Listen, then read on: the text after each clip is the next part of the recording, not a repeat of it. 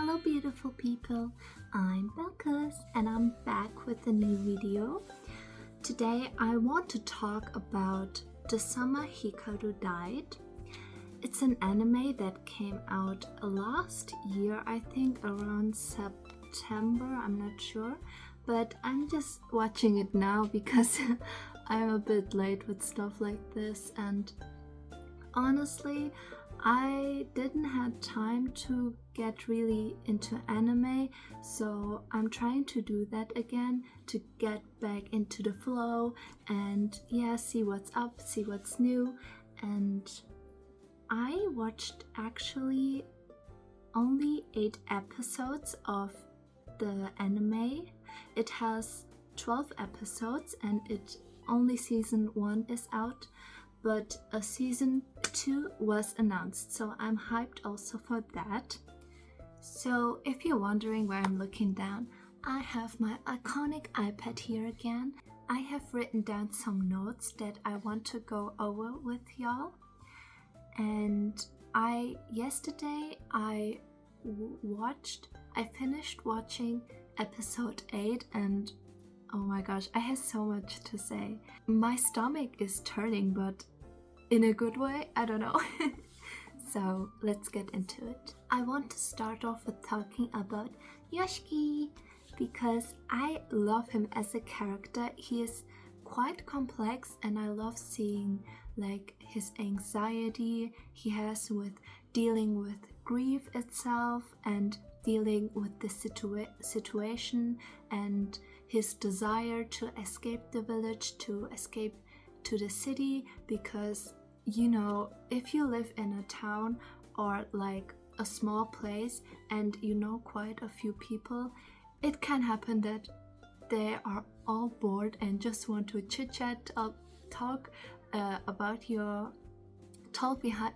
behind your back, and it's really annoying. So I get that, to be honest, and I love that it's not like a picture perfect family, but a family with struggles, that his little sister isn't going to school, his mom and dad fighting and stuff like that. It's really, for some, maybe relatable, but it's quite honest and it's something new. I think I like that when an anime or a series taps into these darker themes.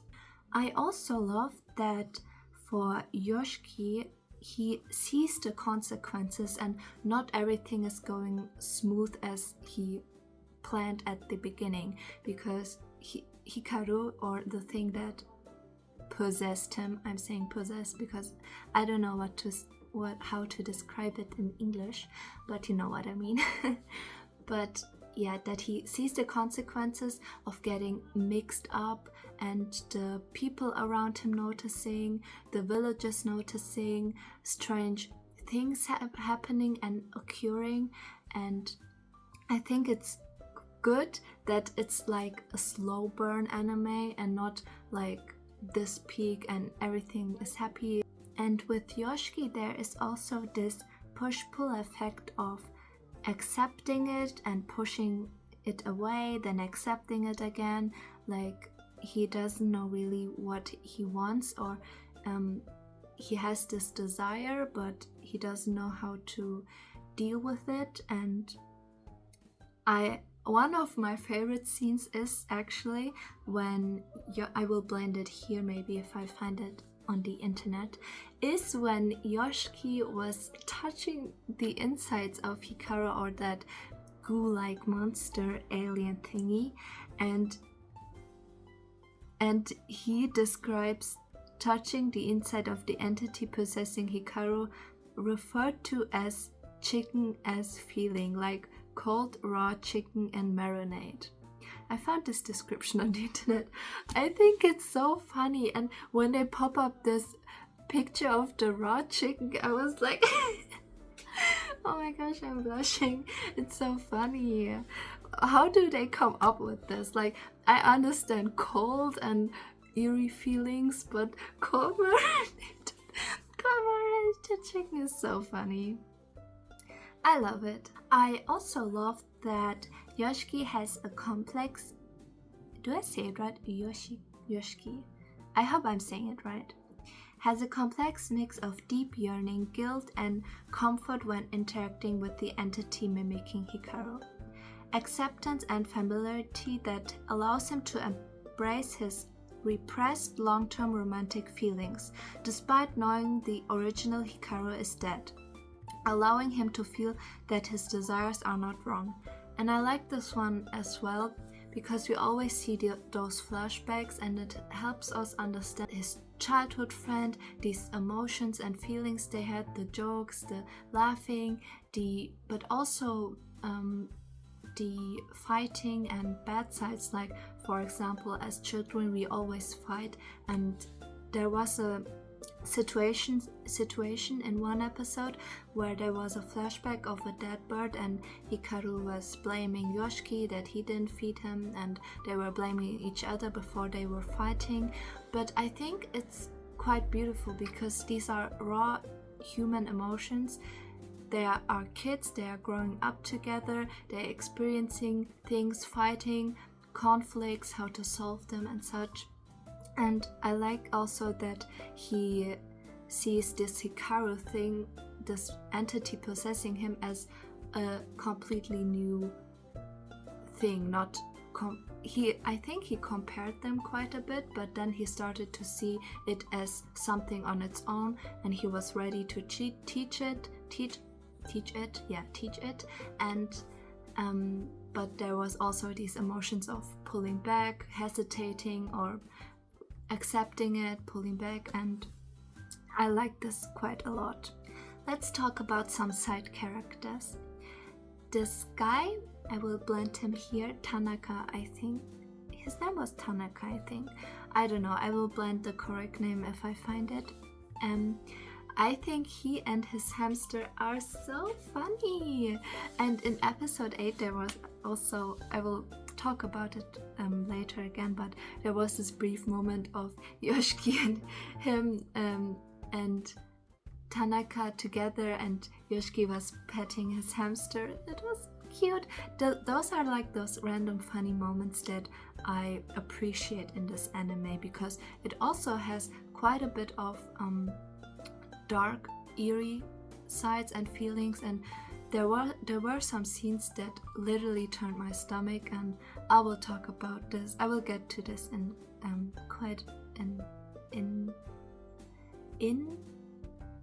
a bit. Sorry. The side characters, I want to also say that the students and such, they are all cool, and I like that they aren't like showing up and vanishing, but they are acting actively with the character and reoccurring. I will write what I want to say here. But I like that the one lady who is like sensitive, I don't know if she's like, do you say psychic to that? Like the ones who are sensitive to actions, abnormal things happening around us. I like that they have someone like this as well in the series, and that she warns Yoshiki as well. And I like that it's all not positive, that the villagers and the people around are noticing the impurities, the abnormal things that are happening, and they're actively like trying to connect dots here. They aren't like passive standing around doing nothing. They are questioning it and trying to find a solution or make it better, or at least reacting to it and taking it seriously, which I also really like. I also like how they use metaphors a lot. For example, the core, there is a song that is always mentioned. I'm trying to find Shadow of Our Days. That's the core song they use many times actually, and it's such a beautiful song as well. And they show the scenes where they practice it, and I think in one episode they were really showing, I think it was in episode 7, when there was this betrayal of Yoshiki, spoiler alert, sorry, there was this betrayal of Yoshiki and him wanting to end Hikaru's or the entity's life and giving him the last day, and this music playing and the pictures showing. It was Bildsprache, we say to that in German. I will find the meaning here or write it here. And I like that it's not this scenes, it always has a deeper meaning than that when they show something, and they're not making it too hard, but they're not making it also too obvious, which I like, because it's hard for me to understand some things when it's not obvious, but I don't like it when it's too much into my face. So it's refreshing to have it that way. Let's get into some creepy parts. They are showing quite a lot of monsters and abnormalities or abnormal things that are happening, and I love every single one of them.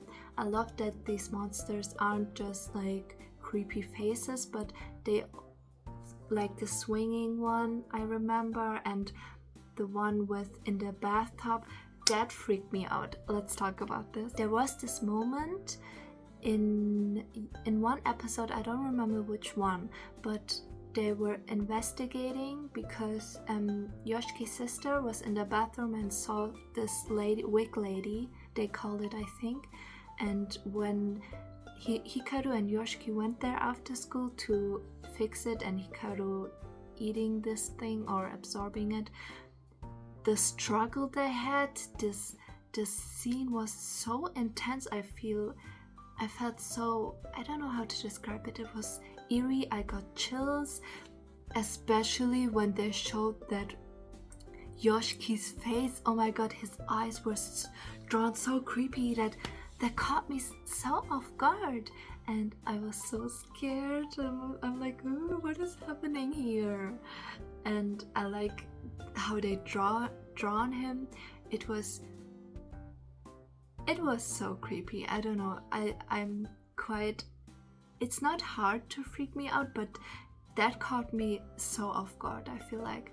And I like the inside of Yoshiki's mind when they were showing what he was seeing and what Hikaru was seeing, and the switch up, and it was all amazing. I love the details when they are showing Hikaru as this alien goo form, and the sounds they are putting, like this image flashing. It's so, the visuals are 10 out of 10. There is no way I can deny that or say something about it, because I love it so much. I love the art style. I love everything about that. Let's talk about now episode 7 to 8, the trust exercise. Let's call it that way. The stabbing and the monster that Hikaru didn't attack back, and the way he gave a piece of him, oh my god. Like, I'm sensitive to blood and gore a bit, so it was making me feel a bit dizzy when he was reaching out and breaking it and giving it to him. It was so freaky. I was like, oh, please don't fade, please don't fade. I literally paused and waited a few seconds to let it settle. As I said, my stomach turned.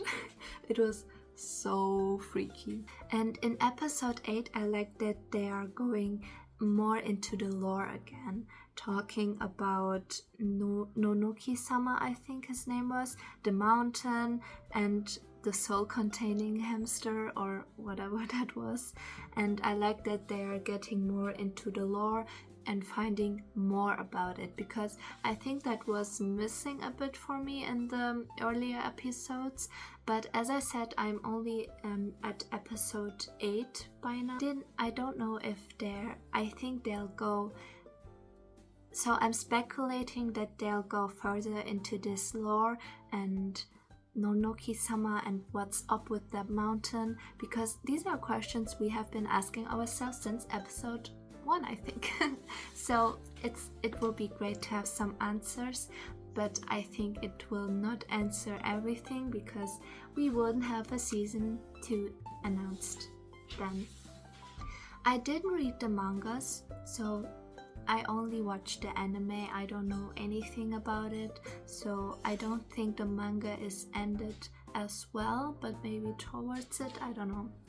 But as I said, I love lore. I love seeing such things, and I will love to see more what's up with that, because as the entity said itself, it doesn't know if it's Nonoki-sama or some godlike alien type entity. It doesn't comprehend what it really is.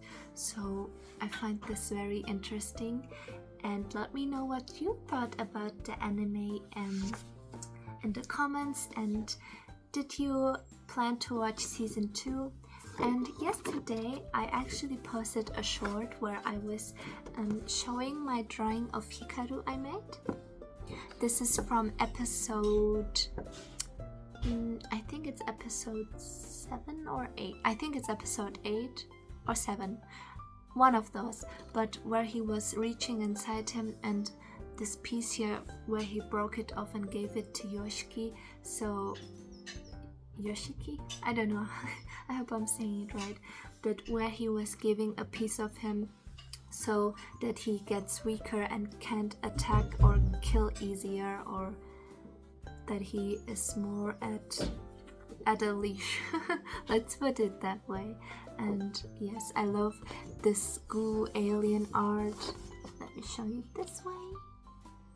Today I'll post part 2 where I'll paint it, so look forward to that, please. And yeah, let me know what you thought of this video. Yes, I think I ended here.